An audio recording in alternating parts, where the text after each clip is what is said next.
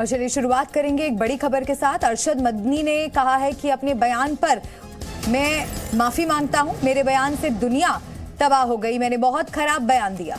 जी news से ये बड़ा बयान इन्होंने दिया है। अपने जो बयान इन्होंने पहले दिए थे उस पर माफी मांगते नजर आए। मेरे बयान से दुनिया तबाह हो गई है, अरशद मदनी की तरफ से कहा गया। दरअसल कल मदनी ने अल्लाह और ओम को एक ही बता दिया था, जिसके बाद जी न्यूज से बात करते हुए इन्होंने कहा कि मैं अपने बयान पर माफी मांगता।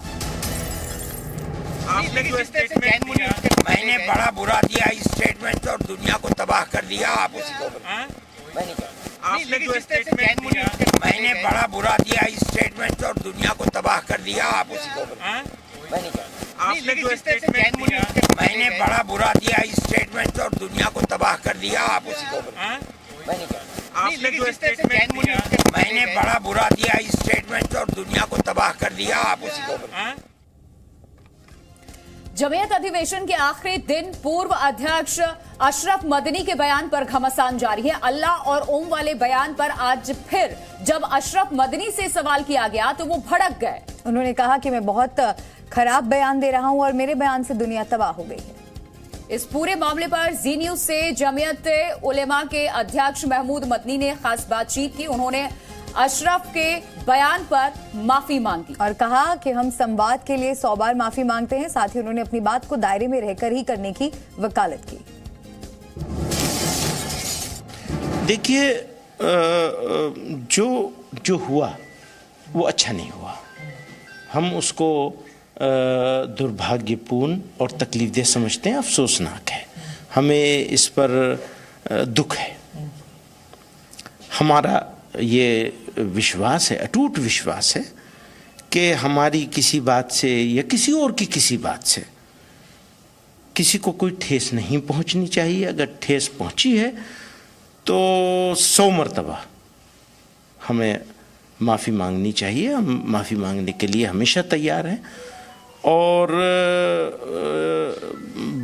संवाद इसी का नाम होता है, डायलॉग इसी का नाम होता है कि लोग अपनी अपनी बात कहते हैं और सबको अपनी बात कहने के लिए एक मर्यादा के अंदर, एक सीमित मर्यादा के अंदर सबको अपनी बात कहने की आज़ादी होनी चाहिए।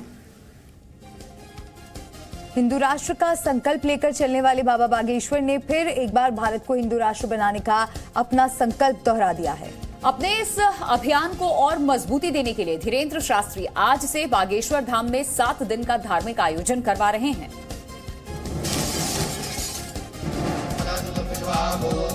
बागेश्वर धाम में कलश यात्रा के साथ 7 दिनों तक चलने वाले विशाल शिवरात्रि महोत्सव का शुभारंभ हो गया है। धीरेन्द्र कृष्ण शास्त्री ने बताया कि हिंदू राष्ट्र की मनोकामना के लिए ये महोत्सव आयोजित किया जा रहा है। आज अन्नपूर्णा महायज्ञ से कार्यक्रम का शुभारंभ हुआ। मध्य प्रदेश के पूर्व सीएम कमलनाथ बागेश्वर धाम पहुंचे। बागेश्वर में बालाजी के दरबार में पूजा अर्चना की और कहा, मैं हनुमान जी का पुजारी हूं, इसीलिए दर्शन करने आया हूं। मैं हनुमान जी के दर्शन करने, प्रार्थना करने आया था कि मध्य प्रदेश का भविष्य सुरक्षित रहे। कार्यक्रम में देश के मशहूर और प्रसिद्ध कथावाचक शिरकत करेंगे। 13 फरवरी को भजन सम्राट अनूप जलोटा की भजन संध्या होगी। 16 फरवरी को गायक मनोज तिवारी भजन संध्या करेंगे। 18 फरवरी को मुख्यमंत्री शिवराज सिंह चौहान आएंगे और इसी दिन हिंदू राष्ट्र के मुद्दे पर बागेश्वर धाम से लेकर के सियासी गलियारों तक घमासान थमने का नाम नहीं ले रहा है। बाबा बागेश्वर ने देश को हिंदू राष्ट्र बनाने की बात छेड़ी तो एसपी नेता स्वामी प्रसाद मौर्य ने इस पर विवादित टिप्पणी कर दी।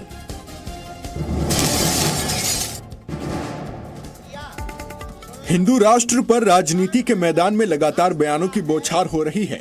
मध्य प्रदेश के छतरपुर में बागेश्वर धाम के बाबा धीरेन्द्र शास्त्री ने कहा कि उनका लक्ष्य देश को हिंदू राष्ट्र बनाना है। 19 फरवरी तक बागेश्वर धाम पर सदगुरु भगवान श्री सन्यासी बाबा की कृपा से सभी बागेश्वर धाम के शिष्य मंडल के साथ और इस दास की तुच्छ सी गिलहरी की भूमिका के साथ यह आयोजन निश्चित रूप से हिंदू राष्ट्र की ओर अग्रसर होकर के निर्विघ्न संपन्न होगा।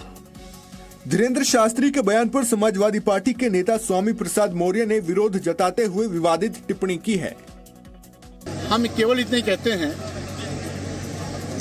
कि अगर वो चमत्कारी बाबा है।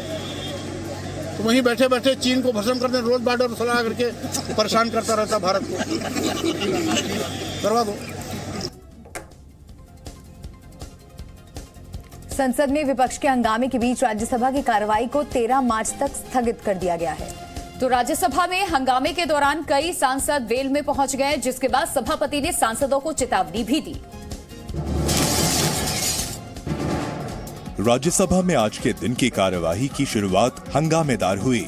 विपक्ष ने रजनी पाटिल का सस्पेंशन वापस लेने की मांग को लेकर हंगामा किया। सस्पेंशन वापस लेने की मांग को लेकर नारेबाजी करते हुए विपक्ष के सदस्य वेल में आ गए। हंगामे और नारेबाजी के बीच राज्यसभा के सभापति जगदीप धनखड़ ने सदन की कार्यवाही जारी रखने की कोशिश की। माननीय सदस्यगण, स्थान ग्रहण कीजिए। और मैं समझता हूं कि हर सदस्य यहां अपनी बात कहना चाहता है। ऐसी परिस्थिति में मेरी बात सुनना लाजमी है। राज्यसभा की कार्यवाही जैसे ही शुरू हुई, राज्यसभा के सभापति जगदीप धनखड़ ने स्थगन प्रस्ताव के 2 नोटिस प्राप्त होने की जानकारी दी। कहा कि पहले मिले नोटिस और इसमें कोई अंतर नहीं है। उन्होंने ये नोटिस खारिज किए जाने की जानकारी दी। सभापति के इस ऐलान के बाद विपक्ष के सांसद हंगामा करने लगे।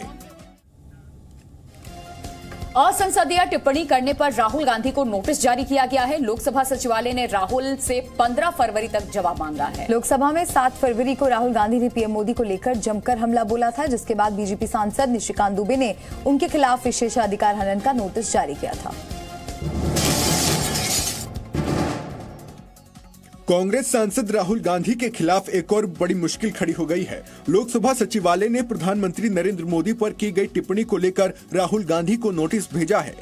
कांग्रेस सांसद को ये नोटिस विशेषाधिकार हनन के मामले पर भेजा गया है और उनसे 15 फरवरी तक जवाब देने को कहा गया है। बजट सत्र में राष्ट्रपति के अभिभाषण पर धन्यवाद प्रस्ताव पर चर्चा के दौरान राहुल गांधी ने प्रधानमंत्री नरेंद्र मोदी को लेकर गंभीर टिप्पणी की थी। उन्होंने हिंडनबर्ग अडानी के मुद्दे पर सरकार को घेरने की कोशिश की थी। बीजेपी का कहना है कि राहुल ने पीएम मोदी के खिलाफ गलत, असंसदीय और भ्रामक तथ्य रखे। तो वहीं कांग्रेस अध्यक्ष मल्लिकार्जुन खड़गे का कहना है कि राहुल गांधी ने कुछ भी असंसदीय नहीं कहा है। जो पब्लिक डोमेन में है, जो सभी लोग कहते हैं, लिखते हैं, आप लोग जो बोलते हैं, वही बात उन्होंने कही है। उसमें कोई अनपार्लियामेंट्री नहीं है, इसीलिए उसका जवाब वो देंगे। हिंडनबर्ग की रिपोर्ट को लेकर के गौतम अडानी ग्रुप के खिलाफ सुप्रीम कोर्ट में दायर याचिका पर आज सुनवाई होगी। इस बीच सुप्रीम कोर्ट ने मौजूदा व्यवस्था को बेहतर बनाने के संबंध में कमेटी के गठन का सुझाव भी दिया है।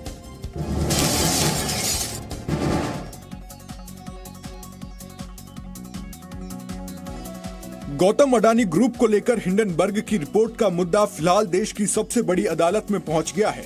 आज एक बार फिर इस मामले पर सुनवाई होगी। पिछली सुनवाई में सुप्रीम कोर्ट ने निवेशकों को हुए नुकसान पर चिंता जाहिर करते हुए सरकार और सेबी से पूछा था कि मौजूदा नियामक तंत्र कैसे मजबूत किया जा सकता है ताकि भविष्य में निवेशकों के हित को सुरक्षित रखा जा सके। सुप्रीम कोर्ट ने मौजूदा व्यवस्था को बेहतर बनाने के संबंध में सुझाव देने के लिए कमेटी के गठन का सुझाव भी दिया है। आज सॉलिसिटर जनरल तुषार मेहता इस बारे में जानकारी देंगे। उधर दिल्ली में आम आदमी पार्टी ने इस पूरे मामले की जांच जेपीसी से कराने की मांग की है। रविवार को दिल्ली में आम आदमी पार्टी ने दिल्ली प्रदेश संयोजक गोपाल राय, सौरभ भारद्वाज, दुर्गेश पाठक के नेतृत्व में बीजेपी मुख्यालय के बाहर प्रदर्शन किया। पूरा का पूरा फर्जीवाड़ा है जिसकी जांच होनी चाहिए और प्रधानमंत्री जी जांच से बच रहे हैं। दिल्ली विकास प्राधिकरण यानी डीडीए की टीम आज फिर महरौली में अवैध अतिक्रमण के खिलाफ कार्रवाई कर रही है, लेकिन नाराज स्थानीय लोग कार्रवाई का विरोध कर रहे हैं। और इस बीच पूरे मामले पर राजनीतिक पार्टियों में आरोप प्रत्यारोप जारी है। देखिए रिपोर्ट।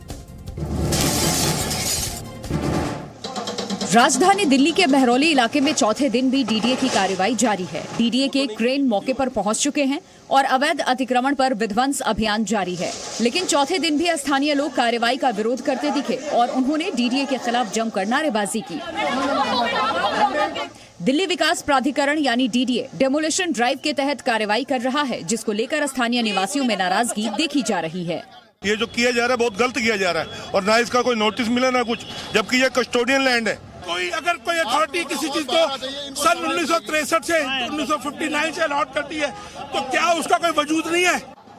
डीडीए पूरे दल बल के साथ कार्रवाई में लगी हुई है। साथ ही मौके पर भारी पुलिस बल भी तैनात नजर आ रही है। कल हुई कार्रवाई के दौरान लोगों का प्रदर्शन उग्र हो गया था, जिसके बाद कई लोगों को हिरासत में भी लिया गया था।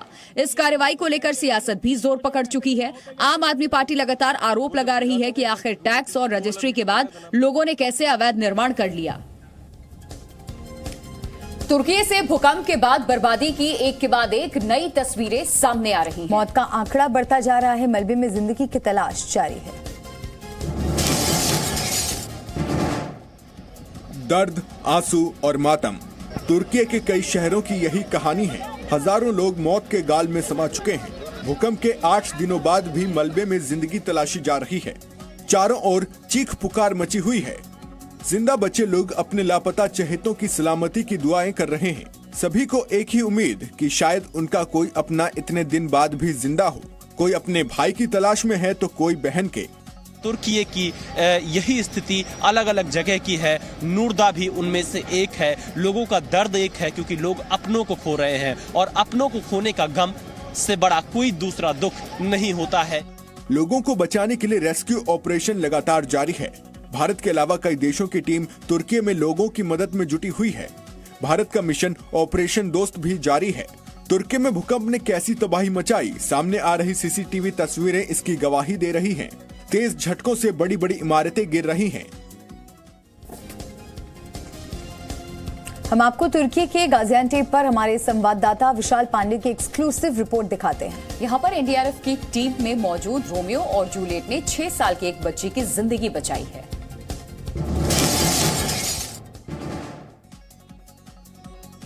एनडीआरएफ के रोमियो और जूली ने तुर्की में देश का मान बढ़ाया है।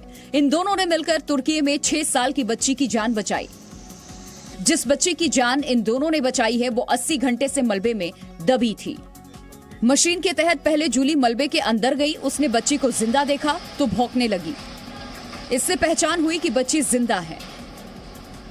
इसके बाद रोमियो मलबे के अंदर गया और फिर उसने बच्ची के जिंदा होने का कंफर्म किया। फिर 6 साल की बच्ची की जान बचाई गई।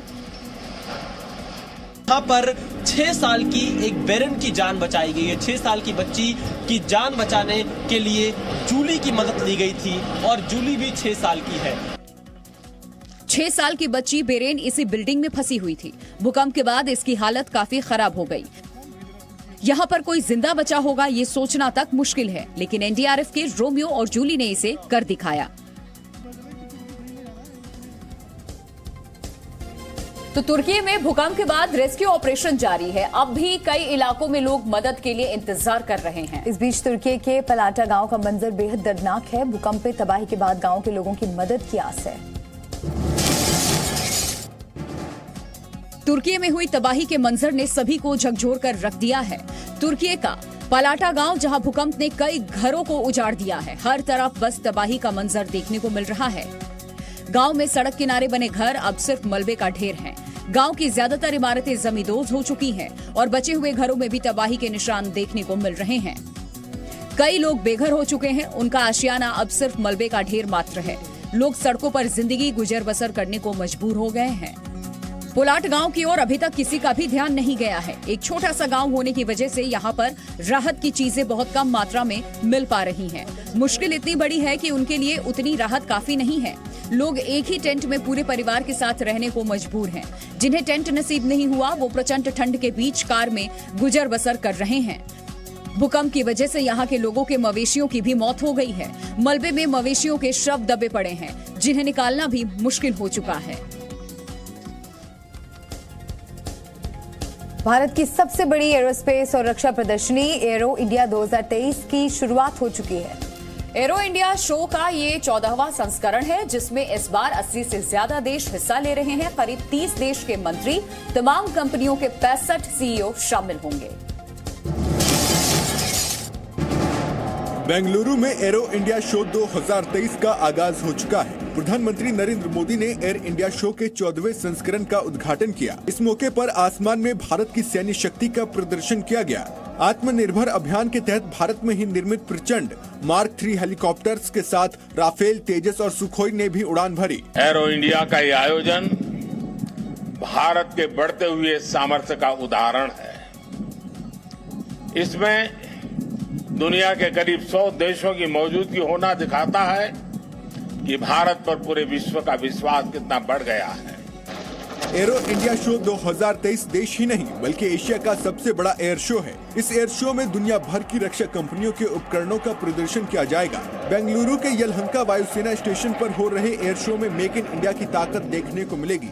एरो इंडिया शो में 80 से ज्यादा देश हिस्सा ले रहे हैं। करीब 30 देशों के मंत्री, तमाम कंपनियों के 65 CEO शामिल होंगे। बेंगलुरु में यह हल्का एयरबेस पर एरो इंडिया शो में भारतीय वायुसेना का दमखम दिखा। सुखोई 30, प्रचंड, सारंग, C-17, ग्लोबमास्टर समेत कई एयरक्राफ्ट ने नए भारत की बेजोड़ तस्वीर पेश की।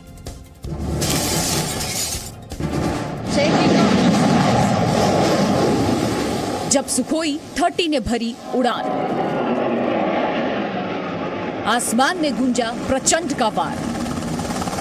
एरो इंडिया में वायु वीरों की हुंकार। बेंगलुरु के आसमान में जब वायु वीरों ने तिरंगे के साथ उड़ान भरी तो हर कोई देखता रह गया। एरो इंडिया में air chief marshal VR Chaudhary ने फ्लाइंग पास्ट में गुरुकुल फॉर्मेशन को लीड किया। एरो इंडिया में प्रचंड लाइट कॉम्बैक्ट हेलीकॉप्टर्स ने भी आसमान में उड़ान भरी। इस लड़ाकू हेलीकॉप्टर को मेक इन इंडिया के तहत देश में ही डिजाइन और विकसित किया गया है। इस दौरान HAL ने नया फाइटर प्लेन HLTF-42 भी दिखाया। इस पर मैसेज लिखा है, तूफान आ रहा है, यानी ऐसा तूफान जिसके आगे कोई टिक नहीं सकेगा। इस एरो इंडिया शो में एक तरफ फाइटर विमानों की दहाड़ है तो दूसरी तरफ डिफेंस हेलीकॉप्टर्स अपना जलवा बिखेरते नजर आए। जम्मू कश्मीर में विधानसभा सीटों के परिसीमन के खिलाफ दायर याचिकाओं को सुप्रीम कोर्ट ने खारिज कर दिया है। लेकिन इस फैसले से पहले अपनी पार्टी के अध्यक्ष का विवादित बयान भी सामने आया है। जम्मू कश्मीर में विधानसभा सीटों के परिसीमन को चुनौती देने वाली याचिकाओं को सुप्रीम कोर्ट ने खारिज कर दिया है। जम्मू कश्मीर में विधानसभा सीटों के परिसीमन को लेकर श्रीनगर के रहने वाले हाजी अब्दुल गनी खान और डॉक्टर अयूब की ओर से याचिकाएं दायर की गई थी, जिसमें कहा गया था कि परिसीमन में सही प्रक्रिया का पालन नहीं किया गया है। वहीं केंद्र सरकार और चुनाव आयोग ने इस दलील को गलत बताया था। इस बीच जम्मू कश्मीर के पूर्व मंत्री और अपनी पार्टी के अध्यक्ष अल्ताफ बुखारी का धमकी भरा बयान भी सामने आया था। एक भी वासी को जो जम्मू कश्मीर का नहीं होगा हम बसने नहीं देंगे। चाहे जम्मू कश्मीर में जितनी पुलिस है उसको ये लगाए उनके सिक्योरिटी के लिए, यहाँ कोई भी गैर रियासती बाशिंदा रह नहीं सकता है हमारी इन जमीनों पे, किसी को भी नहीं रहने देंगे। ये जमीनें हमारी हैं, इन पे हक जम्मू कश्मीर के वासियों का रहने का। इनको अगर ये लगता है कि हम ये 4 मरले 5 मरले खाली करके बाहर से किसी को लाएंगे और बिठाएंगे, हमने चूड़ियां नहीं पहनी है। उत्तर प्रदेश में G20 सम्मेलन का शानदार आगाज हो चुका है। सीएम योगी आदित्यनाथ ने लखनऊ में इस सम्मेलन का उद्घाटन किया। यूपी में सम्मेलन में शामिल होने के लिए सभी मेहमान पहुंच चुके हैं। लखनऊ भी विदेशी लोगों की मेहमान नवाजी के लिए पूरी तरह से तैयार है। उत्तर प्रदेश की राजधानी लखनऊ में आज से G20 समिट की शुरुआत हो गई। मुख्यमंत्री योगी आदित्यनाथ ने उद्घाटन किया। उद्घाटन के बाद तमाम लोग G20 को लेकर काफी उत्साहित दिखाई दिए। G20 समिट के 3 दिवसीय बैठक में शामिल होने के लिए मेहमान पहुंच चुके हैं। नवाबों की नगरी में जोरों शोरों के साथ तैयारियां की गई हैं। प्रतिनिधिमंडल जहां जहां से होकर गुजरेगा उन रास्तों को फूलों से सजाया गया है। रंग बिरंगे लाइट्स की रोशनी से लखनऊ जगमगा उठा है। 9 हमारे जो मित्र देश हैं उनके भी प्रतिनिधि इसमें हिस्सा ले रहे हैं। लेकिन मेहमानों के स्वागत के लिए आपको बता दें, यहाँ भी यूपी की लोक संस्कृति को दर्शाया गया है और जो लोक कलाकार हैं वो यहाँ पर स्वागत के लिए है। सम्मेलन में शामिल होने वाले विदेशी मेहमानों का सबसे पहले कोविड टेस्ट किया गया। इसके अलावा मेहमानों की सुरक्षा के लिए खास इंतजाम किए गए हैं। यूपी के 4 जनपदों में G20 सम्मेलन की 11 बैठकें होंगी। ये 4 जनपद आगरा, लखनऊ, वाराणसी और गाजियाबाद है। शादियों से पहले प्री वेडिंग के ट्रेंड के चक्कर में लोग अपनी जान जोखिम में डालने से भी नहीं चूक रहे हैं। शूट कराने की खुमारी ऐसी कि एक जोड़ा शूट के लिए रेलवे ट्रैक पर जा पहुंचा और तभी ट्रैफिक डीएसपी की नजर प्री वेडिंग शूट पर पड़ जाती है और डीएसपी नरेश कुमार ने उसके बाद जोड़े को पटरी से हटाया भी। इन दिनों शादी से पहले फोटो और वीडियो शूट कराने का ट्रेंड खुमार लोगों के सिर चढ़कर बोल रहा है। शादी फिक्स होने के बाद जोड़ों पर प्री वेडिंग शूट का खुमार चढ़ने लगता है, लेकिन कुछ अतरंगी शूट ऐसे भी होते हैं कि जहां शादी के बंधन में बंधने वाले जोड़े जान जोखिम में डालकर शूट करवाते हैं। ऐसा ही देखने को मिला मध्य प्रदेश के ग्वालियर में, जहाँ पर दूल्हा दुल्हन अपनी जान जोखिम में डालकर रेलवे ट्रैक पर प्री वेडिंग शूट करा रहे थे। लेकिन इसी दौरान ट्रैफिक डीएसपी की नजर शूट करा रहे जोड़े पर पड़ी। ट्रैफिक डीएसपी नरेश कुमार अपनी गाड़ी को रोककर उनके पास पहुंचे और उन्हें जमकर फटकार लगाई। फोटो खींच रहे थे और वीडियो बना रहे थे, तो मेरे से रहा नहीं गया। मैं अपनी गाड़ी रोक के तत्काल उतर के और मैंने खुद ही मोबाइल अपना चालू करके उनका वीडियो बनाना शुरू किया और उनको डांटा। ये जोड़ा दिल्ली मुंबई रेलवे ट्रैक पर प्री वेडिंग शूट करा रहा था। अधिकारी ने उन्हें जमकर फटकारा। ट्रैक पर हर 5 मिनट पर सुपरफास्ट ट्रेन निकलती है, ऐसे में थोड़ी सी लापरवाही आपकी जान ले सकती थी। मुंबई में एक ऑटो ड्राइवर को ऑटो चलाते वक्त ही हार्ट अटैक आ गया, लेकिन समय से मदद न मिल पाने की वजह से ऑटो चालक की मौत भी हो गई। और दुख की बात तो यह है कि आसपास खड़े लोग तमाशबीन बने रहे। ये पूरी घटना सीसीटीवी में रिकॉर्ड हो गई। चलते चलते एक ऑटो अचानक रुक जाता है और अगले ही पल ऑटो ड्राइवर गाड़ी से निकलकर बाहर गिर पड़ता है। ऑटो ड्राइवर को हार्ट अटैक आया है। मुंबई से आई इन तस्वीरों ने मानवता को फिर शर्मसार कर दिया है। सीसीटीवी वीडियो में देखा जा सकता है हार्ट अटैक के बाद ऑटो ड्राइवर जमीन पर गिर पड़ा है। वो शायद दर्द से कर्राह रहा है, लेकिन लोग तमाशबीन बने हैं। सड़क पर काफी चहल पहल है, लेकिन हर कोई बस देखकर गुजर गया। किसी ने ड्राइवर को मदद का हाथ नहीं बढ़ाया। हार्ट अटैक आने के बाद ये अहम पल थे। अगर ड्राइवर को इस समय मदद मिलती तो शायद उसकी जान बचाई जा सकती थी।